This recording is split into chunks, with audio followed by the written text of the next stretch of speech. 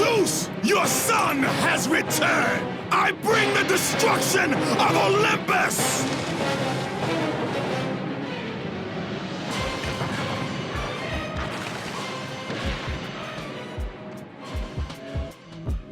It was a long 3 years after first seeing this cutscene. 3 years of waiting, hoping, imagining how good the next God of War will look and play when it finally released on PlayStation 3, and just imagining what sort of carnage Kratos will create as he carves his way through the temples of Mount Olympus. This was a painful wait for me. I was all in on this series since I played the demo for the first game back whenever the hell that came out, which is probably very early 2005 or late 2004. The ending for God of War 2 still sticks in my memory as one of two major cliffhangers that left me begging for the follow-up. I've never owned a PSP, so despite Chains of Olympus coming out in the interim, which I covered in the previous video in the series, so go check that out if you missed it, I had nothing to fill that God of War shaped hole in my heart for an entire 3 years. When the release date was finally announced, I immediately sprang for the collector's edition, because back then existence itself wasn't cripplingly expensive. As collector's editions go, I think this one was pretty good. It comes in this replica of Pandora's box, which I currently use to keep leftover LED strips from an old DIY project. But at the time it contained the game itself, which apparently that's quite rare these days, these 3 little art cards, which I guess are postcards, but there's nowhere on the back for an address or a stamp. It has the soundtracks for God of War 1, 2 and 3, which I've never listened to because that seems like it would make car journeys too dramatic. And it also came with a little art book, which I always appreciate. I love art books for games. Well, fantasy games anyway. I ended up getting concept art books for Metal Gear Solid 5 and GTA 4, and I just don't find the creative process around flat concrete surfaces as interesting as, say, the God of the Sea preparing for battle. It also came with a download code for the Blood and Metal EP, which I was very much part of the target audience for, as it contains original tracks from prominent metal acts of the time. Bands like Killswitch Engage, Trivium and Opeth. Also Dream Theater are on there, despite never being relevant or prominent. I wasn't really a fan of this though, the songs just didn't do it for me, but then I'm a picky bastard when it comes to music. But yeah, overall this is an excellent little treat for fans, and the cool thing was that most of the extra stuff was hidden beneath a false bottom in the box, giving that sense of hope just when you start to think you might have been ripped off. Apparently the game itself sold pretty damn well too. The older people out there may remember that early jokes about the PlayStation 3 revolved around it having no decent exclusives. God of War 3 was not the first exclusive to be pushed as a system seller. I mean, Uncharted 1 and 2 had come out before this, but this was like the new jewel in the PlayStation crown. This was pushed as the game of the generation, and it ended up selling more than God of War 1 and 2 combined. Which is weird to me, because that means millions of people played this as their first game in the series. That must have been confusing, right? This is a direct sequel, so those people must have had so many questions. God of War 3 was developed by pretty much the same team at Sony Santa Monica, except that the creative director for God of War 2, Corey Barlog, left the company very early into this project. He was replaced by Stig Asmussen, who was the art director for the previous 2 games. So while each of these main games had a different creative director, each one had worked pretty high up on each of the previous games. So it wasn't like they had a complete stranger coming in and taking over the project. The God of War 2 documentary frequently talked about the freedom they had with adding new things to the game, because they already had a working game and engine and all the core mechanics in place from the first release. For God of War 3, however, they had to build the whole thing up from scratch. A consistent issue with developing for the PlayStation 3 was the cell processor. I won't pretend to understand how it works. I only know that it meant developers had to basically relearn how to make games to use it properly. I've got a couple of more technically minded friends who tell me that it was pretty far ahead of its time. Sony shot for the stars with that processor, and if developers had been given the time and incentive to learn how to use it properly, it could have resulted in amazing developments for the industry, and God of War 3 was being used to prove that point. Which I think is just about all the preamble that we need before getting into this one. I'll slap a spoiler warning here, as I will be going through some of the story beats from throughout the game and probably mentioning bits from the rest of the series too, so be aware of that. I should also mention that the point of this series is to rank all of the Greek God of War games in my order of personal preference. I'm playing them in release order, and the ranking currently looks like this. So go back and check out those videos if you really want to hear me get into detail about the core mechanics, because I'm not going to be repeating myself here. I'm playing the PS3 version of this game because I'm cheap and refuse to pay for the remaster. I'll be playing through this on medium difficulty, and according to my old save files, I haven't played this game since 2015, and even then I apparently only got so far as the Hermes boss fight. I am a bit concerned about this other save file from the same year where I apparently got to Aphrodite's chamber and called it a day. Certainly seems like quite a lot of effort to go to for a wank. Certainly more effort than I'm willing to expend these days. But before we get into all that, I just want to take a quick moment to shout out the sponsors of this video, the true warriors fighting against the oppression of Olympus, the Patreon members. This channel is a one-man operation, and these fine folks help keep this channel chugging forward. In return for their unparalleled generosity, members get their names in lights just like this. They also get ad-free versions of these videos, and uncensored if YouTube decides I'm swearing too much or whatever. Members can also get access to these videos up to a week before they go up on YouTube. So please, if you have the required amount of brain damage to enjoy what I'm doing here and would like to support those efforts, then please do consider heading over to Patreon and joining our little community. That said, just watching the video also greatly helps the channel out too, so thank you to everyone who watches, likes, comments and or shares this poor excuse for content.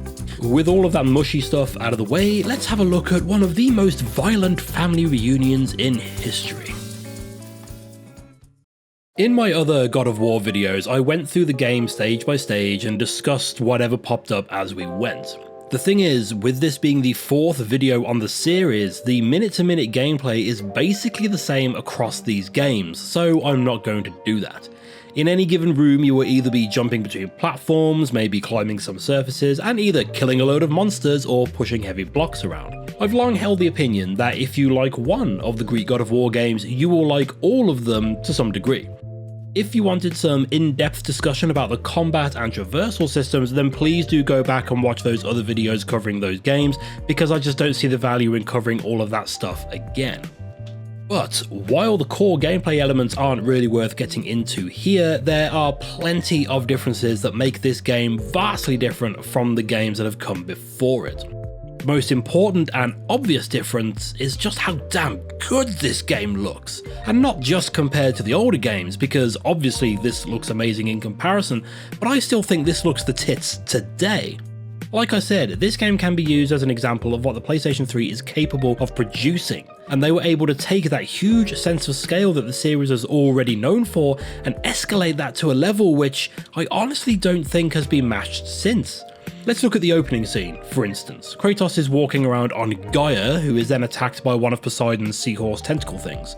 You are fighting along the body of this giant being while it is under attack, and you can see other titans fighting off their own troublesome tentacles in the background. This is all happening in-engine, in real time. This isn't some fancy skybox, this is 3D animations playing out just like any other enemy in any other battle, but you just can't interact with it because it's so far away. Later on in the boss fight, the camera will pull all the way out to show the full scale of what's happening before zooming back into Kratos, who's been totally upended, powerless to control the physical battlefield as it contorts around him. Much later on in the game, we fight the Titan Kronos, who still has the majority of the first game chained to his back, and again, all of his movements are in-engine and in real time. These aren't pre-rendered cutscenes that we're watching. You can still control Kratos and carry on fighting, despite him being so far away from the camera that you can only just see the glowing fires from his blades. And it's not just the huge boss encounters that show this off either. Other fights will be backed by, say, a battle between a Titan and an Olympian. The camera will pull back to show off the huge environments you can navigate, and every single bit of it is so intricately detailed that I was spotting murals and designs that I don't remember noticing before. Everything in this game is just huge and beautiful to look at, and it should be, because for the most part we are murdering our way through the corridors of Mount Olympus, the home of the gods. It should look like the dog's bollocks. The animations for the combat are largely unchanged, but most of the execution moves are new for this game, and again, they are very much taking advantage of that added graphical grunt on offer. You'll carve along the length of Gorgon tails, rip out the innards of centaurs, and take apart Chimera piece by piece before skewering it with its own horn. Like the huge scale, the series is also known for its unapologetically violent combat, and unlike the PS2 games, I think this one still looks good enough to upset some overly sensitive parents. While everything looks spectacular here in isolation, taken as a whole, I did think it was a shame that the game is so dark. I mean in terms of lighting, because obviously a violent revenge story of Deicide isn't going to be light and breezy. After the opening section of the game, and except for a brief bit later on, the game is set either deep underground or under thick black storm clouds, creating a perpetual darkness. Now I understand that the story gives a valid reason for this. We start off in Hades, which is shown to be a physical place beneath the earth, and then we do kill the sun god, which gets rid of the sun. Sure, the darkness makes sense, but I thought it was a shame that with such a significant graphical upgrade, we didn't at least get one level of otherworldly beauty unseen in the series before. Maybe that could have been the first level to act as a contrast to the featureless wasteland the world becomes by the end of the game. The big issue I feel this has on the game though is that the environments start to feel very familiar and samey. Sure, the cavern in the labyrinth is visually unique and memorable, but we go through it about 15 times. Now to think about it, all the other areas I think of as being memorable are areas that we pass through more than once throughout the game. For the most part, the game is full of marble-lined corridors with intricately designed murals and decorations lit by sconces. It could be Hades, Poseidon's quarters, or the halls of Olympus. The persistently dingy lighting makes it difficult to differentiate separate areas of this game from one another. But it turns out that consistently dark lighting isn't my only issue with the environments in God of War 3, as while this game world looks better than anything I've seen in the series so far, I have some issues with our ascension of Mount Olympus when we compare it to other challenges that Kratos has had to overcome in the past. While I put some effort into making it clear that I consider pretty much everything I talk about in these videos to be subjective, this next one is a big personal take that I'm almost certain the majority of people just don't care about. And I didn't either when I first played this, so I guess I just got more boring with age or something. In God of War 1, we are battling through Pandora's temple, built to keep all but the most powerful beings away from Pandora's box. In God of War 2, we are traversing the Island of Creation, a land meant to test mortals so that only the most powerful and worthy would be able to gain audience with the Sisters of Fate. In God of War 3, we are storming Mount Olympus, where the gods live. Not a structure designed to murder everyone who roams the halls. Not a devious giant trap where people can lose their minds trying to navigate it. This is where the gods live, sleep, eat, turn into swans and fuck mortals, whatever they want to do. So why is so much of this place built like a booby-trapped prison? I know, it'd be a boring game if we could just walk down the corridors without any challenge, and the puzzle elements serve as a bit of downtime from the frantic combat sections, but they always made sense within the story being told, and here they just didn't. Why does Poseidon have a weight-activated platform and 2 portals between his sex slave's room and the rest of the building? Especially when there's a fairly standard gate-looking thing on the other side of the room. Why is Hephaestus condemned by Zeus to live in this little cave, just a hop, skip and a jump away from both Hades' palace and the bit of Tartarus where Kronos now kicks about? There are also several areas we return to throughout this game, like Hephaestus' workshop, or the 3 judges, or the cavern with the labyrinth, and other than the labyrinth area, I feel like these are just recycled areas to pad out the playtime a little bit. Early on, we visit Gaia's heart and the 3 judges, and each of these areas are clearly signaling that we will return later when we have the ability to break these unbreakable rocks. So why are we here now when we can't do anything yet? Why did the game need to stop the Poseidon battle again just to let us walk through an area that all but confirms that we will be killing Gaia later on? Why do we have to go through a combat gauntlet at the 3 judges when we just have to come back and do the same thing again later? There's a really cool bit later on where we chase Hermes up the chain of Olympus. He is so much faster than Kratos, but I really like the feeling of being this unstoppable force that just will not lose determination. Hermes can run, but he will just die tired eventually. We see Kratos climb up the chain and pass these areas that we visited earlier, showing off how far Kratos is traveling. I thought it was great, but then we do the exact same thing later on, with the exact same camera angle showing us the exact same scenery. I can't see how anyone could defend this. It's blatant padding.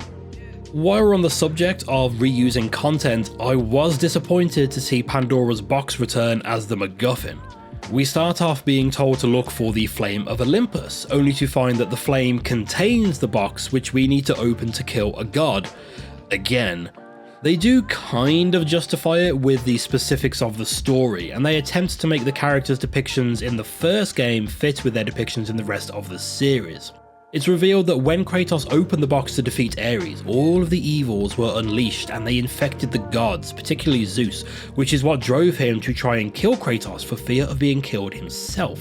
Fear and hope are recurring themes mentioned by characters throughout this game, so Pandora and her box being fairly central to the story does make sense, but I just don't think the game does anything with these themes. Kratos regularly encounters Pandora throughout the game, and it is soon revealed that she is the key to extinguishing the Flame of Olympus so that he can open the box. Pandora tries to convince Kratos of the importance of hope, and we are regularly told how fear has corrupted Zeus, which has set in motion the current events. But this doesn't affect or change anything that happens. There's a funny bit in the documentary where someone explains what it means for a game to be in alpha. It means that the game is mechanically done, that you can in some way or another play through the entire game from start to finish, so ideally after that point nothing new is added or created. We then cut to game director Stig telling them that they are changing the ending of the game. Kratos thinks he's killed Zeus, only for Zeus's spirit to rise up and seemingly kill Kratos. And we then play through what feels like a Max Payne inspired section where we move through empty voids as Kratos, I think, accepts that he has to let go of his past. I think it's supposed to be him letting go of his fear and letting himself hope again, but that's just me speculating. I didn't really get that from this section. I've never liked this bit, and it has always felt to me like a needless addition to the game. It's trying to be clever and artsy, but for me it just violently murdered the pacing of the boss fight and left me confused as to what exactly was happening outside of Kratos' mind while we're having this introspective moment. Kratos then beats Zeus to a pulp and we see black smoke erupt out of Zeus's mouth, which I think is supposed to be the fear that we saw infect him in previous cutscenes. That suggests that he has now been freed of the fear that corrupted him and set him on this path to his own destruction, but it changes nothing and it isn't even acknowledged. I read online in the past that apparently there was supposed to be a line here from Zeus apologizing to Kratos or something to that effect. His fear has left him and he can acknowledge his failings, and so apologizes to his son who he has driven to destroy the world. But apparently the devs didn't want us to feel bad for beating him to a bloody pulp. I don't know how true that is, but I'd argue it's a huge missed opportunity. I feel like that would have given the final cutscene more weight and significance, and it would have given all this talk of fear and hope some sort of outcome, some sort of relevancy to the story, rather than just being something people talked about in between murdering gods. The game starts off with us scurrying around the ankles of ancient behemoths trying to knock 7 shades of shit out of each other, but after we stab this chap in the eye, that all seems to come to a stop. He must have been the last Titan still hanging on, because from this point on, every vista out to the wider world just shows the increasing levels of destruction as Kratos carves his way through the Pantheon. And don't get me wrong, those are some evocative vistas, and going back to what I was saying earlier, they kind of needed the world to become this dark, inhospitable environment to really emphasize the damage Kratos is doing to the world on his quest for vengeance. But the whole Titan War Round 2 thing just completely stops, and Olympus doesn't even seem to be going after Kratos. The guy has killed Athena, Poseidon, Hades and Helios by the time we see our last Titan, and other than maybe Hermes, the rest of the gods seem content to just sit back and wait for Kratos to come to them. I'm not even sure Hermes counts as trying to stop Kratos because all he does is chat shit and runs away. Maybe his plan was to get Kratos to die of exhaustion chasing him? As it is, the game didn't feel to me like I was on a mission to locate the means of killing the king of the gods. It felt like an extended tour of various parts of Olympus that you can take at your own leisure, and the remaining gods would really rather you just left them alone. This game gave me the feeling that the various levels were created first, and then they just figured out how to mush them all together. Early in the game, we stumble into the tomb of Ares, for example, where we see the corpse of the fallen god frozen beneath our feet.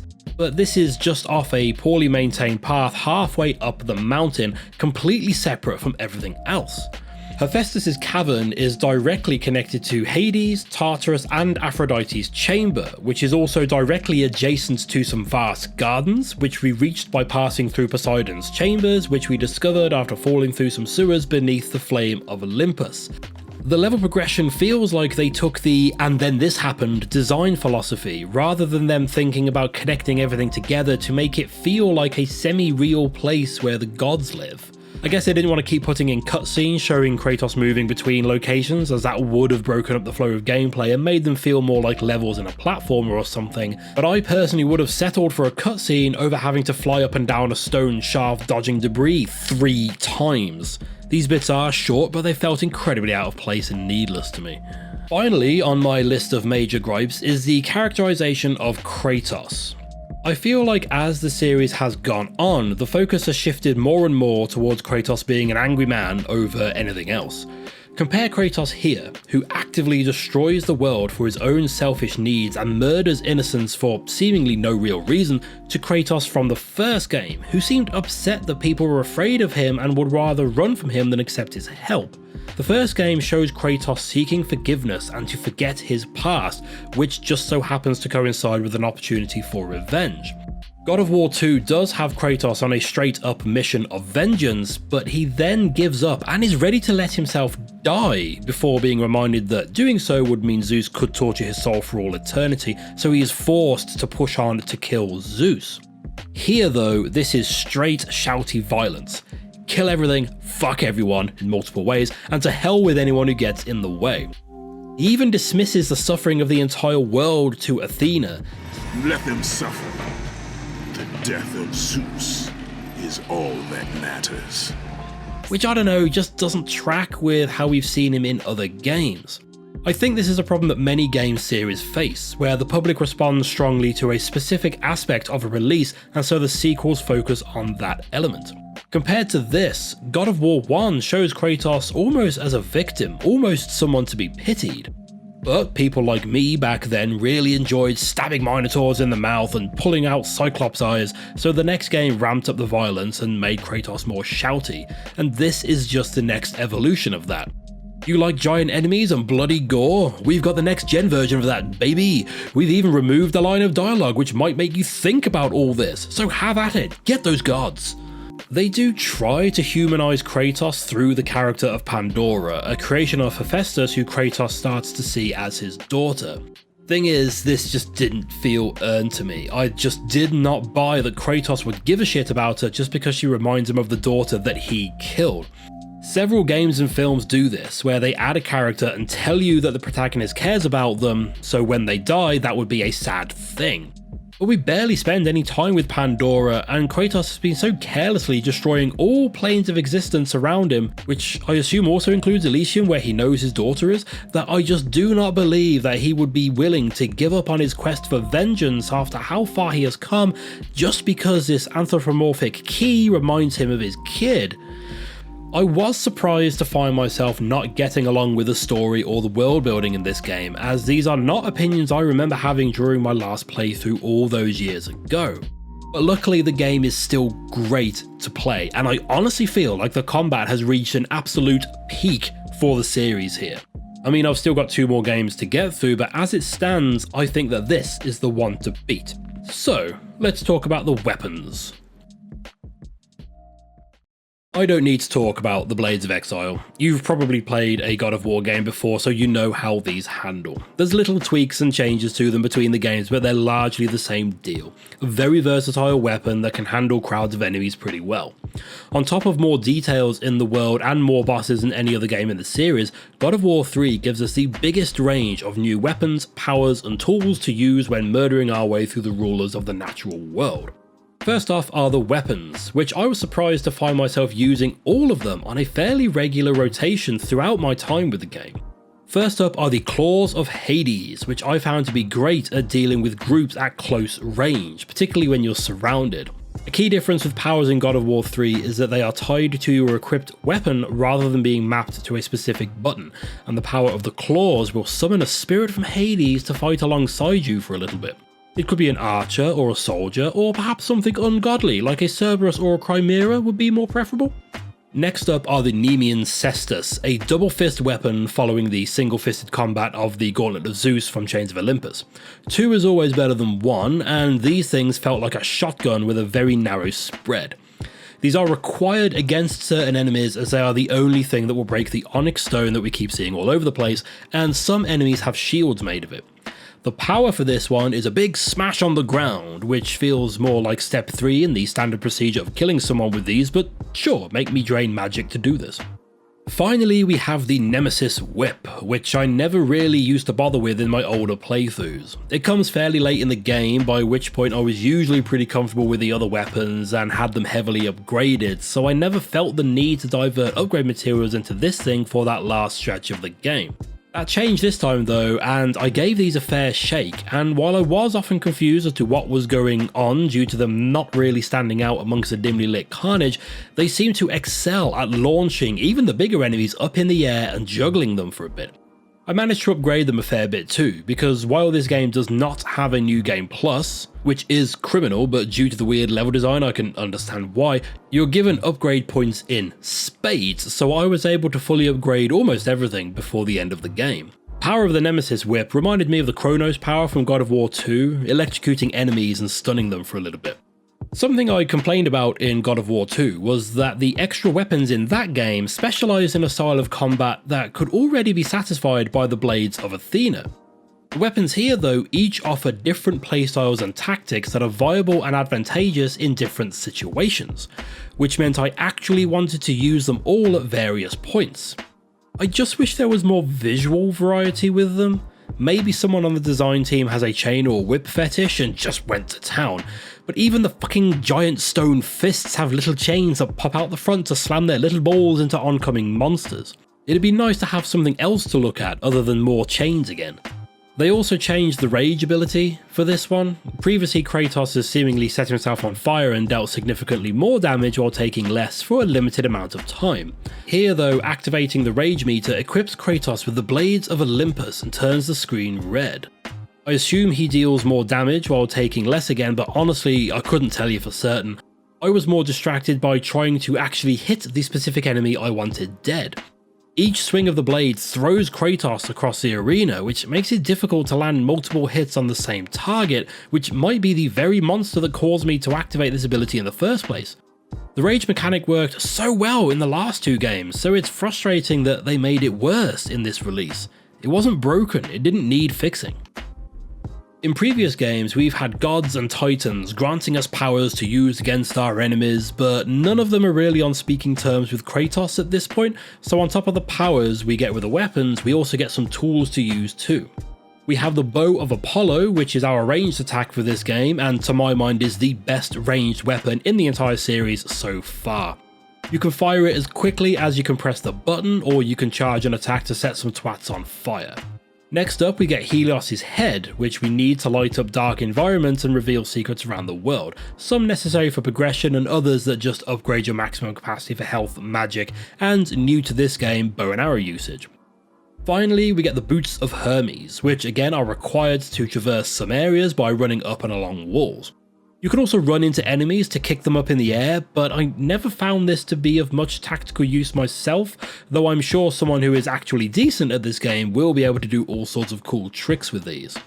On top of the huge scale environments and bloodthirsty violence, God of War is also known for its QuickTime events, and to my mind this game handles these better than any other game in the series that came before it. Again, Ghost of Sparta or Ascension may improve on these because I haven't played them in so long I can't remember, so be sure to subscribe if you want to see how those compare to this one. The QTEs have always been a mixed bag up to this point. You have to keep your eye on the one part of the screen where the button prompt will appear to see which of the face buttons you need to hit or how you need to twizzle your stick. This meant that you weren't really watching the carnage unfolding on screen, you were looking at one part of the image waiting for something to happen and then react to it. Here though, the button prompts pop up on the edge of the screen that corresponds to their position on the controller, and they illuminate that entire side of your monitor. This means that you can tell which button you need to press without directly looking at the prompt and let your peripheral vision do the work while you focus on the gloriously animated disemboweling taking place on screen. That said, the analog inputs do still appear in the center of the bottom half of the screen and they don't stand out as much from the action playing out, so I quite often mess these up as I wasn't expecting them and couldn't see them as clearly.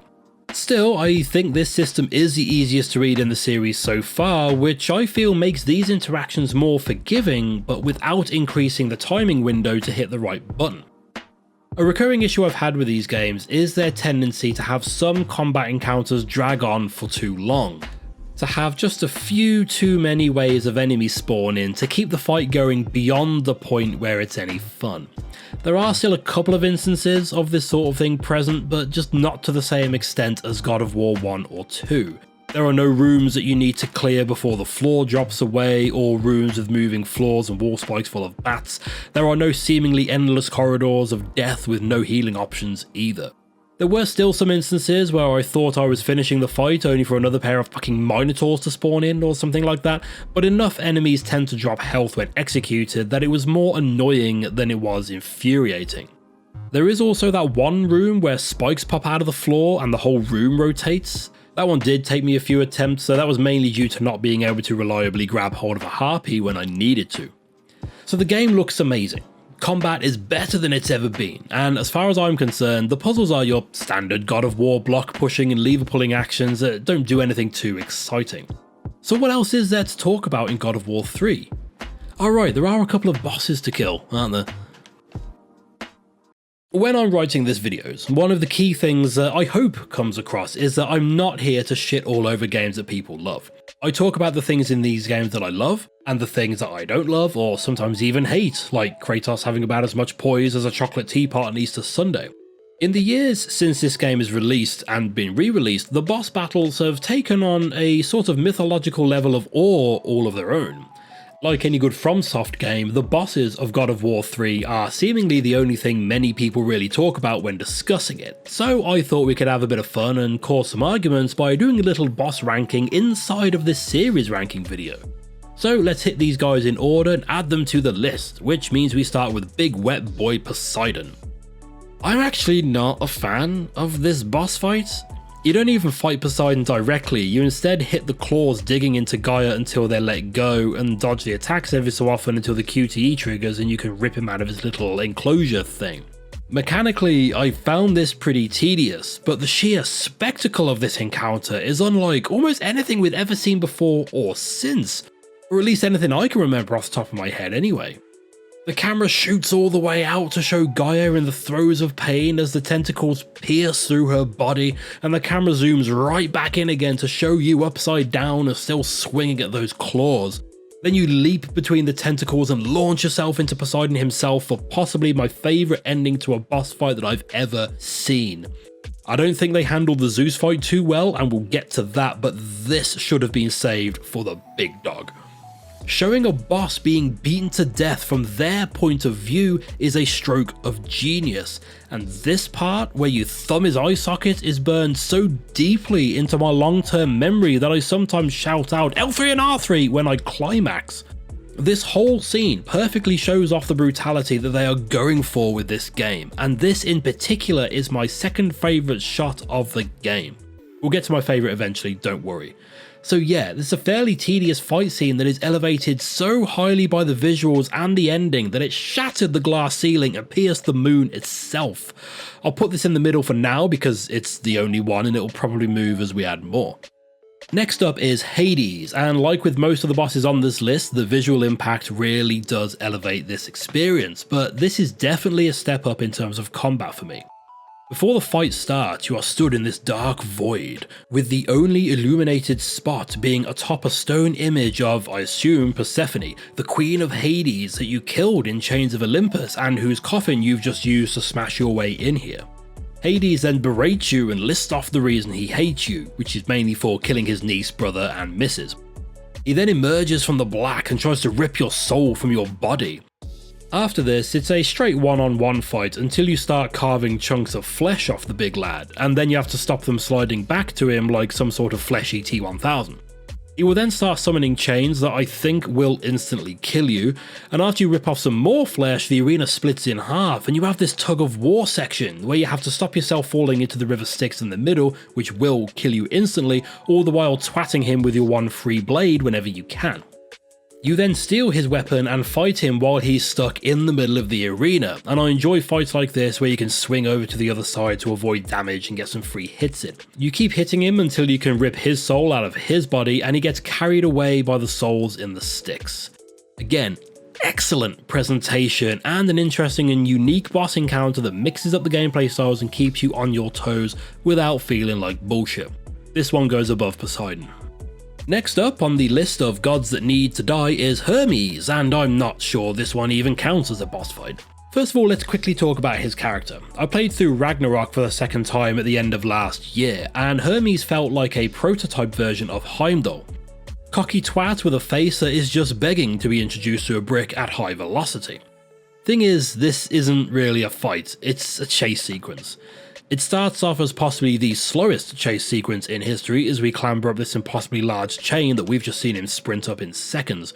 Then we get to the chase proper, and yeah, I enjoy chase sequences in games generally, but Kratos just isn't quick enough to make this feel tense. Plus at some point, the impossibly fast and agile Hermes just gets caught out and injured by a falling statue. We have this little scuffle with him where he is incredibly easy to kill before we cut his legs off and steal his shoes. Barely even a boss fight, and even the unsanitary leg amputation didn't feel impactful or satisfying. Plus he releases a plague of bugs or something into the world following his death. Poseidon's death caused the world to flood. Hades' death meant dead souls couldn't be processed into the afterlife. Helios doesn't have a boss fight, he has a QTE, an incredibly memorable one where you see the skin and veins of his neck ripped apart from each other, but still not a boss fight. Anyway, killing the god of the sun plunges the world into eternal darkness, and all of this makes sense. But Hermes is the messenger of the gods and protector of travelers and merchants, so why does his death infest the world with flying insects? Regardless of that, this is barely a boss fight, and there aren't even any impressive visuals to give this one a boost, so this sits at the bottom for now. Now we get to Hercules, or Heracles if you want to get properly Greek about it, bloody Romans. Before the fight even begins, we get a cutscene with Hera, and I love the way she's portrayed here.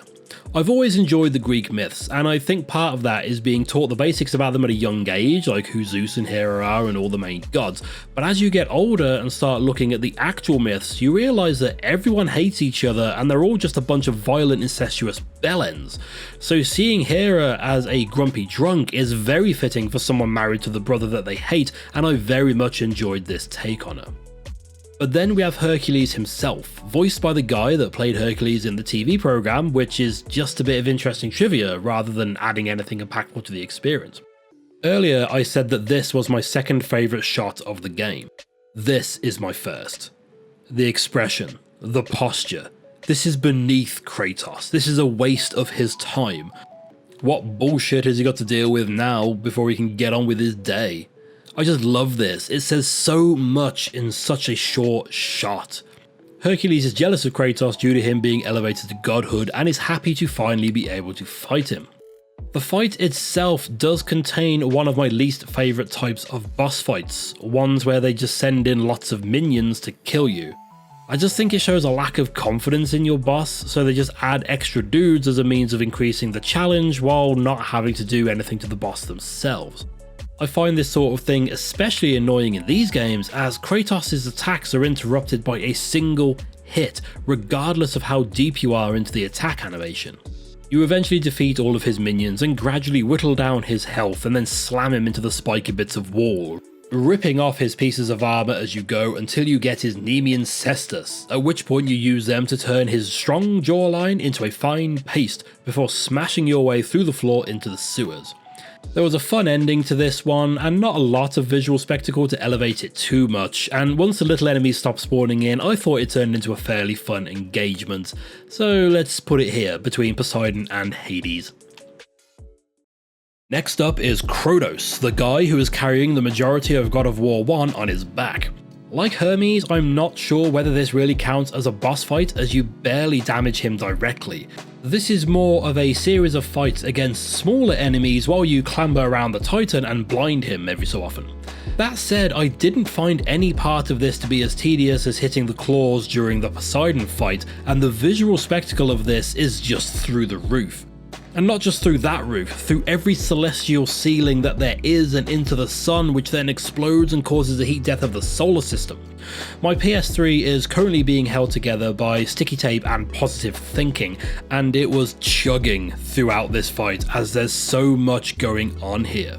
This video is rendered at 30 FPS, so it probably looks pretty smooth, but the game is supposed to run at 60 FPS and it really struggled to maintain that during this fight.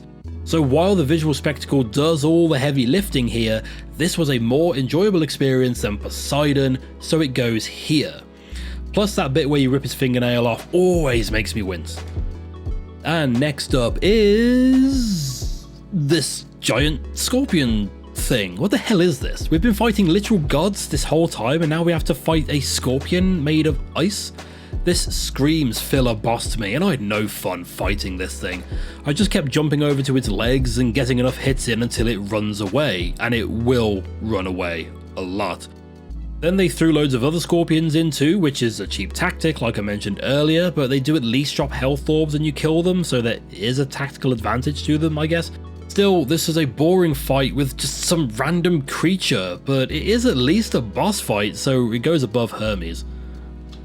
Then we get to Zeus, Big Daddy Thunderbolt. This is what we've been waiting 3 long years to see, and it's finally here. I do not envy people having to create an experience which lives up to that sort of hype, as I don't think anything could be satisfying enough, which is why I still don't believe we'll ever see a Half-Life 3.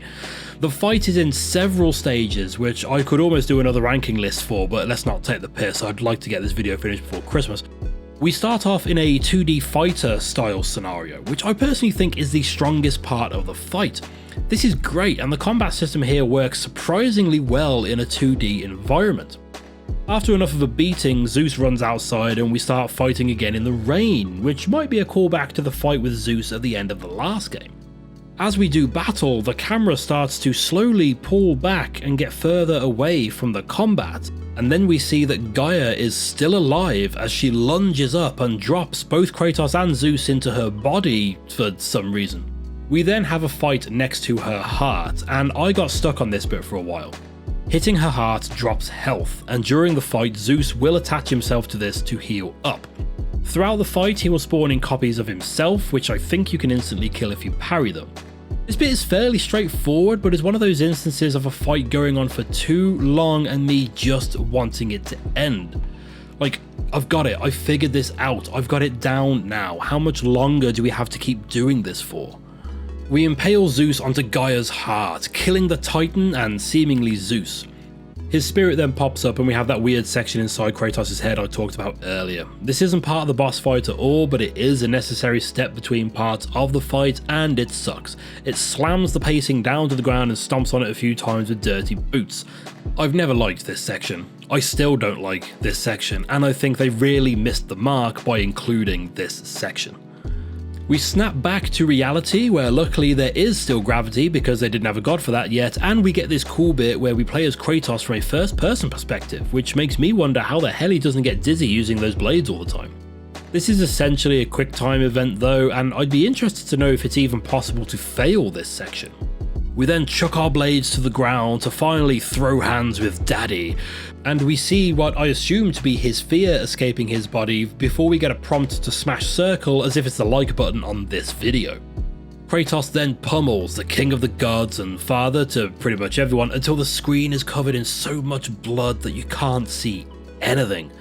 I do remember doing this for a good long while when I first played it because I thought I had to. The game didn't tell me to stop.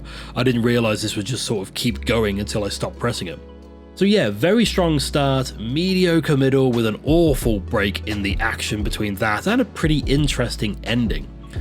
I still don't feel that it lives up to all of the build up, and I didn't find it visually interesting except for that excellent bit where Gaia pops up, so I'll put it here just below Poseidon. You may now head to the comments to call me a scrub or whatever. Just please do try and keep the insults creative, I could do with a good laugh. With all the main elements of this game covered, there are a couple of key points I need to bring up before I can start wrapping up this video. First off is the spiral staircase count, as we get 2 of the bastards in this game, taking us to a running total of 7 for the series so far. This is important to someone, I swear. I obviously have to mention the sex minigame because we're all terrible people and couldn't possibly go through one entire video game without some tits. This was looking like it would be the last game in the series, so they clearly wanted to go out with a bang, and what better bang than the goddess of love herself, Aphrodite. This is arguably more absurd than the 2 pairs of ladies hanging around waiting for some loving while their respective cities are under siege. The world is literally ending around them, and all these 3 can think about is getting their rocks off. But yeah, this was getting silly 2 games ago, but by this point they could not pass up the opportunity for Kratos to shag the goddess of love, and then go directly to her husband to take the piss out of him. Has Aphrodite conquered another god of war? That is a question you should ask your wife. What an absolute lad, eh? I said earlier that the puzzles are the fairly standard fare that we've come to expect from the series so far, but there are 2 standouts that I want to quickly touch on. One of them is the level-wide puzzle of Hera's Garden, which is like trying to navigate an MC Escher painting. You have to manipulate the environment to make platforms line up from a certain perspective, which will then let you traverse them. It did hurt my brain a bit because my brain isn't very big and is certainly unlike any other puzzle we've seen from the series. On that same note, so is the other puzzle that I wanted to talk about, but this one is fucking awful and I don't know how it got past the design stage. Did you ever play Parappa the Rapper? Did you ever play Guitar Hero and wish God of War would do something similar? Well, you're in luck, because for some stupid bastard reason we have to take a break from all the deicide to tune a giant piano thing to play the God of War theme tune. I just don't get it. Like, is this supposed to be funny? Like a joke puzzle or something? It's so bad and out of place that it's funny? I don't know, but I just couldn't spend all this time making this video and not highlight this thing. Similarly, I almost feel obliged to bring up a specific scene in Poseidon's chambers, as over the years I've seen many people highlight this particular interaction. I'm using footage from the Japanese version of the game because I've already spent far too much time censoring boobies myself. Kratos needs to block a gate mechanism to stop it closing on him. We've done it before in this game already, and that time we found a block to jam up the wheel. Poseidon apparently isn't keen on storing stone blocks, so instead we fight our way into a chamber where this young lady is hanging out. Now, when we first encounter her on the other side of a barred wall, the text display refers to her as Poseidon Princess, and the letter on the floor seems to be written by Poseidon to her, referring to her as his beloved. Which is confusing because we find her calling for help, though not from us, and chained to the floor in handcuffs. Anyway, Kratos kind of frees her and escorts her through the halls before forcing her to hold up this wheel so he can get through. She screams and begs for us to let her go, and as we walk away, we hear the mechanism slam and the screaming stops, later finding her mutilated remains jamming up the mechanism. I've seen several people online refer to this as the most heinous act Kratos performs, the most needlessly monstrous thing that we have him do in these games. Her being seemingly a slave held against her will in the god's sex dungeon does make for an unfortunate choice of doorstop, but I can't help but wonder why she didn't just let go of the wheel. She was wearing handcuffs, she's not tied to the mechanism, she can just slide out of there. I just didn't see this as that big of a deal when compared to Kratos literally tearing the world apart piece by piece just because he's got daddy issues. Like, sure, leaving her to die like this was needlessly cruel, especially as we have just savagely destroyed several creatures on our way here, and I'm sure their body parts would have been more than enough to jam up this system. But earlier, we stabbed a guy in the back and threw him to his death as he was just trying to escape his burning house. We also incinerated Pirithous just to get our hands on his bow, even though he offered to give it to us if we just helped him get out behind those brambles. This young lady's fate doesn't seem much worse than that to me. Or maybe I'm desensitized to violence and have no empathy towards humans. Who knows? You decide. Like my series with the Far Cry games, I started this series expecting to run out of things to say about the Greek God of War games, as I remember them being all very similar, and I'm constantly surprised by how many differences there actually are from game to game. But with all of that out of the way, and probably some other bits that I've forgotten about which are incredibly important to someone out there watching this, all that's left for me to do is figure out where this one is going in my ranking. I've seen a few YouTube shorts over the years ranking these games, and I know that this one, more often than not, comes out on top of those lists. But keep in mind, more people bought this game on launch than the previous two games combined, so for many people, this was their first experience with Kratos and his underlying mental health issues, so I can certainly understand the nostalgic appeal this game would have. The Oblivion remaster has got me listening to old Jeremy Soule soundtracks in the car just to keep my nostalgic dopamine flowing, so I get it. But for me, I've long felt that this game didn't quite match up to those that came before it. I found Olympus to be my least favourite setting of the three main games. Pandora's Temple and the Island of Creation were made to be impossible challenges that only the strongest and smartest of mortals could traverse. Olympus is supposed to be where the gods hang out and shag each other, so why is it full of booby traps and weighted buttons? And while there are standout areas, most of this game blends into one, as it's all dark corridors illuminated with sconces. I know it's the end of the world, but we've seen how memorable Hades can look, for example, so why is it so similar to everything else here? I do not like the whole hope angle of the story here, as it feels very tacked on, like they came up with it late in development. That said, with the Norse games, and particularly the Valhalla DLC for Ragnarok, one could argue that God of War 3 starts a story arc of change for Kratos that concludes with Valhalla, where he finally accepts his past and makes peace with it, finally able to put that part of his life behind him. But none of that existed in 2010. This was it, this was all we had, and it felt half-assed and unfinished. The existence of future plot points does not retroactively improve older ones for me. The ending felt like it was going out on a whimper, like they didn't know how to kill off Zeus in a satisfying way, so they just threw a few different ideas at it and hoped for the best. And the boss fights in general are, for the most part, incredibly memorable, but mostly because of the visuals. There's only a couple of bosses here that I could point to as being enjoyable fights, and the others are just boosted by the incredible visuals or set pieces, and one of them doesn't even have any of that. But while the areas are dark and samey, the level of detail here is immense. The decorations on walls, the way light reflects off marble surfaces, the way blood erupts and stains Kratos, or the innards of some mythological monstrosity flail about as they're ripped from the bellies of the beasts. For my money, the combat is the best it has ever been, and while I wish the weapons had a bit of visual variety, they do allow for different tactics in combat that are fun to use in different scenarios. I still think Kratos should have died at the end. Don't get me wrong, I've enjoyed the Norse games, but even the devs didn't want to have Kratos seemingly crawl away like that. Apparently it was forced by the higher ups because the series was making money and they wanted some more of that. I just think it would have been more satisfying ending from a narrative standpoint if Kratos had actually sacrificed himself in order to give hope to the world. So, for all of those reasons, and every other reason I covered throughout this video, God of War 3 goes in spot number 3. God of War 1 and 2 had everything: great combat, story, and environments. This game has one of those things, but it does ramp up the visual spectacle that makes for some of the most memorable bosses in gaming. And that, finally, is God of War 3, the most beautiful game in the series so far. Next up in this series is Ghost of Sparta, formerly a PSP exclusive, and one that I know I've played but I remember almost nothing about, so I am excited to revisit that one. This series is running alongside a Halo series where I'm playing those games for the first time and ranking them, so go check that out if you like space shooting just as much as earthly stabbing, and make sure you subscribe to catch any and all of those videos as they are released.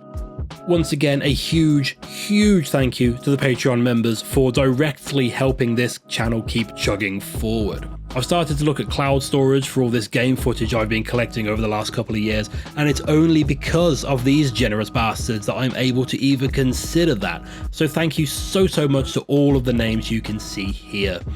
As well as me sucking their dicks in each video, members can also get early access to these videos, usually getting them a week before they go up on YouTube, so please do consider having a look over there if you've enjoyed what you've just watched and would like to support more of this sort of drivel. Also, a big thank you to everyone who subscribes, likes, shares, or hell, just even watches. It is a constant surprise to me that people watch and engage with this nonsense that I put out there, and I cannot properly convey my full level of appreciation. What I can do though is say thank you to anyone still watching this far into the video, and to remind you that I had to spend so much time not playing the Oblivion remaster to make this video, so I really hope this was worth it.